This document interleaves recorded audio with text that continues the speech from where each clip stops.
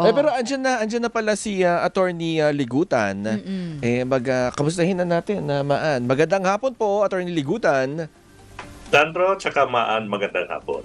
Opo, magandang hapon po, Attorney Ligutan. Yun nga po yung tanong ko. Akala ko ba, parang may question na doon sa affidavit ni Orly Guteza nung humarap siya sa kamera. Pero bakit tila ito yung naging pagbasihan doon sa pagdulog nila sa ombudsman para ireklamo itong si dating ako Bicol Party List Representative Zaldico? So, yung sagot dyan, Sandro, most likely, isang dokumento, isang ebidensya na sa tingin ng DPWH, isang principal evidence, yung naging testimonya ni Orly Guteza sa Senate. Pero yun nga, yung tanong, is it credible? Wala bang ibang ebidensya na maipapakita yung DPWH against Ko, and then I think kasama na rin si former Speaker Martin Romualdez. Yung tanong kasi, maapektuhan ba yung salaysay ni Guteza just because dinideny na ng sinasabing notaryo na siya yung nagnotaryo? It's kind of tricky, Sandro, no? But ganito natin i-explain yan. Yung testimony kasi ni Guteza, kasi aside from presenting yung affidavit, it's true naman na sinalaysay niya, pinasa niya ulit. So naging verbal, naging oral yung testimony niya before the Senate. And tama yung observation nyo kanina na when he did that, he did it under oath. So on one hand, Zandro, masasabing hindi apektado, hindi naka-affect yung sinasabing fake notarization sa actual testimony ni Guteza during the Senate Blue Ribbon Committee. That's on one hand. On the other hand, ito yung tanong. Kapanipaniwala ba, Sandro, tsaka Maan, yung isang sinasabing testigo, kapanipaniwala ba lahat ng sinabi niya when in facts, mapapatunayan na nagsinungaling siya? Saan yung pagsisinungaling na part, Sandro? Yung sinasabi kasi sa isang notaryo, pag yung isang dokumento is notarized, ibig sabihin yan, sinasabi mo, you appeared before the notary public. Nanumpa ka, humarap ka personally on site, and then you raised your right hand and you told, sinabi mo sa notary na yes, tama lahat yung mga sinabi ko sa affidavit na yan. Now, as to admissibility, masasabi natin hindi maapektuhan. Admissible yung evidence ni Guteza during the Senate Blue Ribbon Committee exactly because it was also under oath. But eto yung mas malalim na tanong. Credible ba siya? Kapanipaniwala ba lahat ng sinabi niya when in facts, kaduda-duda? Ba't ka magsisinungaling? Sa notary part, sinabi mo na nag-appear ka before this lawyer when in fact, dinideny ng abogado niya. So for me, nagsasuffer sa credibility part. Credibility part yung issue, yung kay Guteza. No, siguro, yung tingin ko kasi, tatama yung observation, Sandro, kasi pag sa ombudsman, sila yung DPWH, yung mag-file ng complaint before the ombudsman. Tsaka yung ombudsman, yung mag-a-analyze, yung ombudsman yung magde-determine if may probable cause for filing of cases before the Sandigan Bayan, for example. So yung issue kasi, yung credibility kasi, part na rin yan yung ombudsman in assessing yung ebidensya against Ko tsaka kay former Speaker Romualdez. I-assess nila, credible ba yung mga ebidensya, yung mga testigo ng DPWH sa complaint nila against Ko and against former Speaker Romualdez. So yung issue is not about admissibility. Admissible kasi nga under oath yung testimony ni Guteza. But as to credibility, yun for me medyo mahirap paniwalaan yung isang taong nagsinungaling na sa isang bagay. Sandro. At yun yung tatalakayin kapag nagsimula na yung mismong paglilitis. Hindi pa nga paglilitis, Sandro. For me, sa level ng ombudsman, yung pag-determine pa lang ng tinatawag na probable cause, for me, dapat i-assess na credible ba si Gutesa sa mga lahat ng sinabi niya. Kasi nga, again, ulitin ko, apektado yung credibility kasi nagsinungaling na, di ba? Nagsinungaling ka sa isang bagay, paano ka namin paniniwalaan sa ibang bagay, Sandro? So posible po na itong mga lumulutang na mga pangalan ngayon na inirereklamo dyan sa ombudsman, posibleng hindi lahat yan makasuhan. Possible yan. Kasi nga parang hindi naman automatic, Sandro, na kung sino yung hinabla, automatic na may kasong mafa-file sa Sandigan Bayan. It doesn't work that way, Sandro. So ibig sabihin, dahil nga itong reklamo ngayon na mula sa ICI at sa DPWH ibinigay dyan sa ombudsman, ibig sabihin ang ombudsman ay magsasagawa rin ng kanyang sariling investigasyon at yun yung kanila namang magiging basihan para magsampa ng kaso sa Sandigan Bayan. Tama. Preliminary investigation. Kasi yung usual na alam natin, yung sa piskalya, di ba, prosecutor. Pero since yung involved mga members ng Congress, instead of yung piskalya yung gagawa niya, it is the ombudsman that will do that, Sandro. Pero babalikan ko po itong si Gutesa dahil nga hanggang ngayon hindi rin naman siya pumunta sa DOJ, hindi siya pumunta sa ombudsman. Ito po ba ay isa pa tong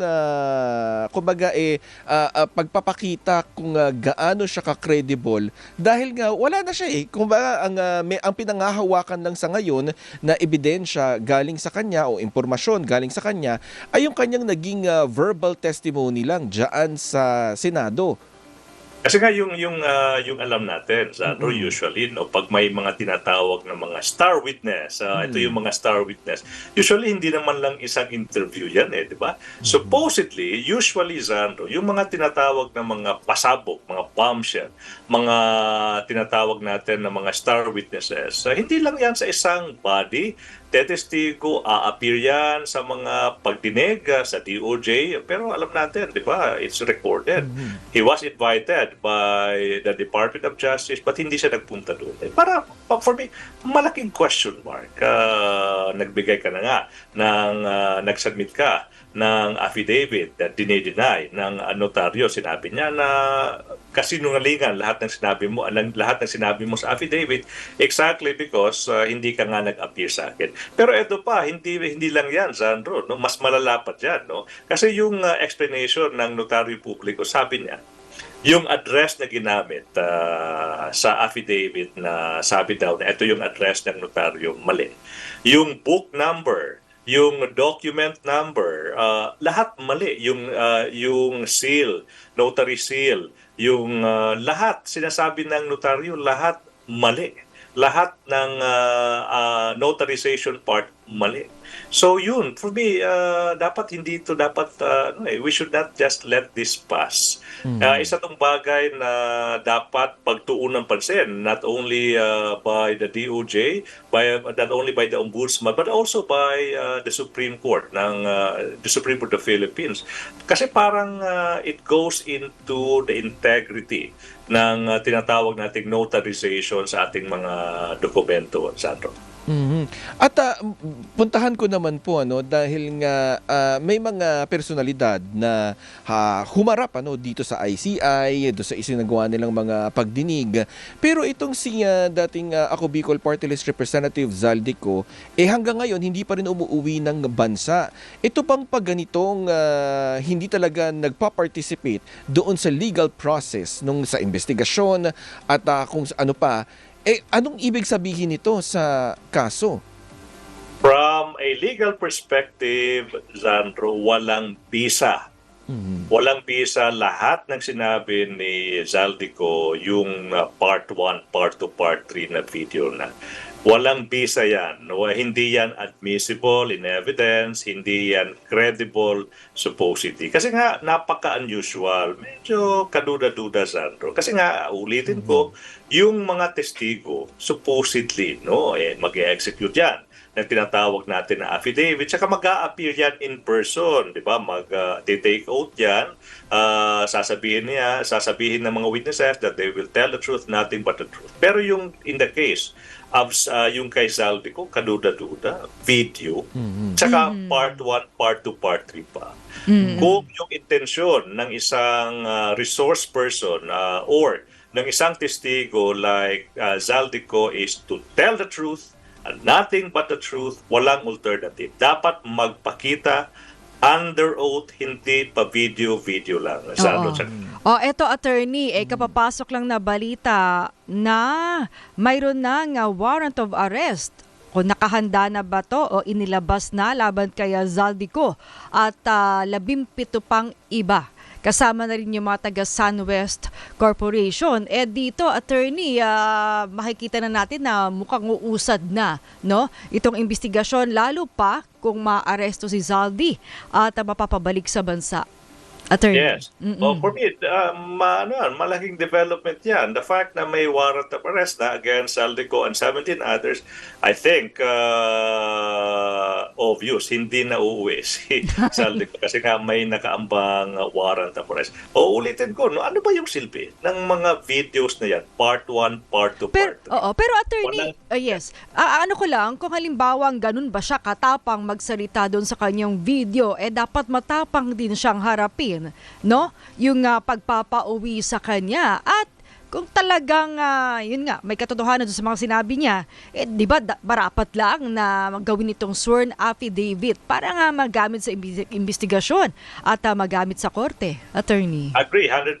Kasi nga ano ba yung advantage ng isang taong pa-video lang? Yun, hindi siya pwedeng i-cross-examine, hindi siya pwedeng tanungin. So in short, hindi matitest ng body like the Senate kung tama ba, totoo ba lahat ng sinasabi niya. Pwedeng magsinungaling. Napaka-convenient magsinungaling ng isang testigo pag hindi siya under oath. Pero ano yung pagkakaiba nga nung mga testigong under oath? Yun, kasi pag na-under oath ka, anything na sasabihin mo na hindi naman tama, you can be liable for perjury kasi nga under oath. Tsaka yung idea na pwede kang i-test, pwede kang i-cross-examine ng mga senador, for example. So hindi mo kayang like magsinungaling lamang kasi nga pwede kang i-test, pwede kang i-confront ng mga senador. So yung mga hindi nag-a-appear before the Senate in person, yung mga pa-video lang, walang silbi, walang saysay, supposedly yung mga testigo nila, panggulo lamang yan.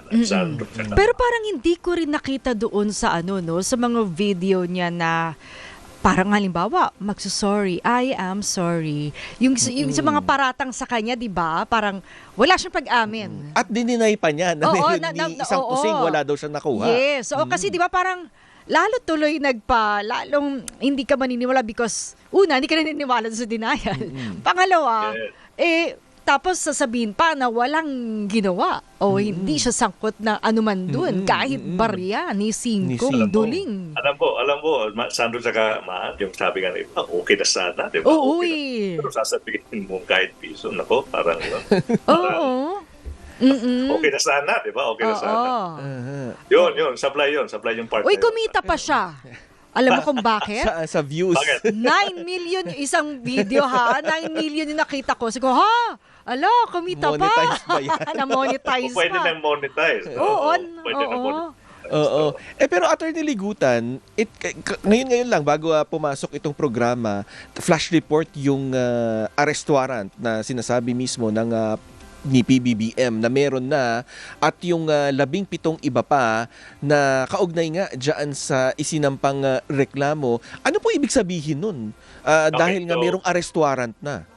Okay, so pag sinabing arrest warrant, isang korte lang yung pwedeng mag-issue ng arrest warrant. Yun yung judicial process. No? Ibig sabihin, may na-file na complaint before, example, Sandigan Bayan or yung regular court, for example, and then after basahin ng maestrado, after basahin ng judge, yung complaint, sasabihin ng judge, ito may probable cause for the issuance of a warrant of arrest. So dalawang probable causes na yung yung ombudsman or yung piskalya for that matter, yung tinatawag na probable cause for filing in court. Isa yun. Yung pangalawa is yung korte naman on the other hand, sasabihin nila upon reading yung information, upon reading yung ebidensya against these persons, may probable cause for the issuance of a warrant of arrest. So yung susunod dyan, mag-i-issue ng warrant. So technically, pwede nang damputin, pwede nang arestuhin kahit saang banda ng Pilipinas, for example, na malolocate yung mga akusado, pwede nang i-aresto. And then supposedly after that, mag-a-appear before the court for arraignment. And then after that, tinatawag na natin na trial on the merits. Oo. Pero kung sa kaso po ni Ko, kung siya man ay nasa labas ng bansa, 'di ba? 'Yun ang sinasabi kasi, wala raw sa Pilipinas. Ang mangyayari po kapag may warrant of arrest ay anong pwedeng gawin ng ating law enforcement agencies, attorney? So we need the help. No, we need the help ng enforcement agencies. That jurisdiction, kung nasaan man si Zaldico, so pwede mag-coordinate yung ating enforcement agencies locally with, for example, kung nasaang bansa na ang jurisdiction man si Zaldico, pwede nating i-request for help in apprehending yung tinatawag na natin na accused at large. Kasi nga hindi na nagpapakita at large ang tawag natin dyan, Pero di ba merong nagpapakanlong sa ibang bansa? Pwede ba yun? Oo, attorney, di ba? Medyo that's a tall order, kasi yung idea kasi ng asylum. Asylum. Oo. Political asylum. charged, Pero kung ito ay may kriminal o kasong kriminal, ay hindi ito tolerate. Parang gano'n. Hindi pwede yan. Hindi pwede mag-avail ng asylum yung isang akusado of a criminal act na walang political color. Paano kung matigas pa rin ang ulo, attorney, at hindi susunod despite the issuance of a warrant of arrest?